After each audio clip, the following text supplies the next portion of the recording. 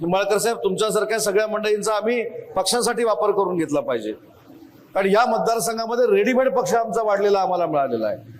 तुम्ही यायच्या अगोदर आमची संघटना काय होती हे देखील आम्हाला माहिती आहे. संघटना नव्हती अशातला भाग नाही, संघटना होती, पण तुमच्या येण्यानं, तुमच्या साहेबांवरच्या प्रेमामुळं आणि शिवसेनेत आल्यामुळं आज 100% भविष्यातला इथला आमदार हा शिवसेनेचा होईल अशा पद्धतीची खात्री आम्हाला सगळ्यांना आहे. आणि काही मतदारसंघामध्ये तर मी आणि राहुल शेवाळे मुद्दाम होऊन जाणार आहोत. काही लोक सांगतात पदाधिकारी करायचे नाहीत, माझ्याशिवाय पदाधिकारी होऊ शकत नाहीत, मी सांगेन तेच पदाधिकारी करायचे, मी सांगितलेले जर पदाधिकारी केले नाहीत तर असं होईल नाही तसं होईल. असे काही मतदारसंघ आजूबाजूमध्ये नक्की आहेत.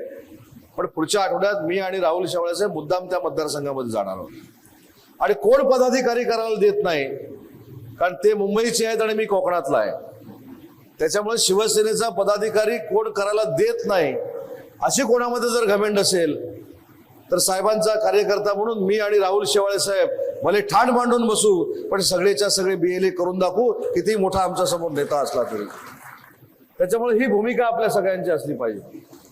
मी असं म्हणत नाही की समोरच्या पक्षाच्या लोकांबरोबर संबंध ठेवू नका, पण ते संबंध आपल्या शिवसेना पक्षाला बाधक ठरतील अशा पद्धतीचे संबंध असता कामा नयेत. मला काहीतरी मिळणार आहे म्हणून आपला पक्ष दावणीला बांधायचा हे आता पुढच्या कालावधीमध्ये शिवसेनेमध्ये चालणार नाही. साहेबांनी आम्हाला भरभरून दिलंय, तुम्हाला भरभरून दिलंय, विकासाला भरभरून दिलंय. आता शिंदे साहेबांना देण्याची वेळ आलेली आहे. त्याच्यामुळं BLA आपले 100% झाले पाहिजेत, शाखा प्रमुख आपले झाले पाहिजेत, गट प्रमुख आपले झाले पाहिजेत. अशा पद्धतीनं 30 दिवसात चंद्रावरची आपल्याला बांधणी करायची आहे. पक्षाच्या विरोधात कारवाई करणार, पक्षाच्या विरोधात काम करणार म्हणून त्यांनी कारवाई केलीच पाहिजे, प्रत्येकच पक्ष करतो. परंतु ते माझ्याबद्दल बोलले असं काही नाही, त्यांनी माझं नाव वगैरे काही घेतलेलं नाहीये आणि मला नाही वाटत त्यांचं माझं नाव घेण्याचं इतपत त्यांचं धैर्य असेल असं मला नाही वाटत.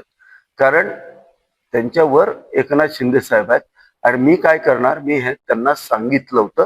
आमच्या चर्चा क्लिअर झाल्या होत्या, मी माझी भूमिका स्पष्ट करून क्लिअर करून केलेलं होतं. आणि पक्षविरोधी नव्हतं, आम्ही महायुतीतच केलंय. ते त्यांनी काय सांगितलं, विरोधी पक्षाला मदत करणाऱ्या. महायुतीच्या विरोधात कोण आहे?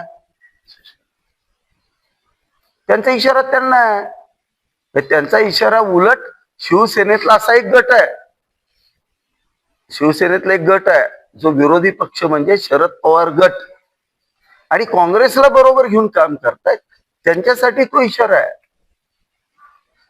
शिवसेनेची भूमिका भाजपबरोबर जाण्याची आहे माहिती. आणि एकनाथ शिंदे साहेबांनी आणि फडणवीस साहेबांनी ते सरळ काल पण क्लिअर केलंय, सुनेत्राताईंनी सांगितलेलं आहे.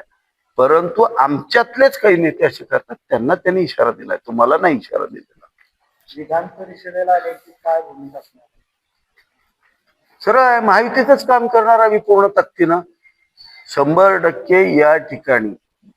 आणि सगळ्यांनी ठरवलंय, तिन्ही नेत्यांनी सांगितलंय, खूप कडक भाषेत सांगितलंय, एकानंही चाकोरीच्या बाहेर काम करायचं नाहीये.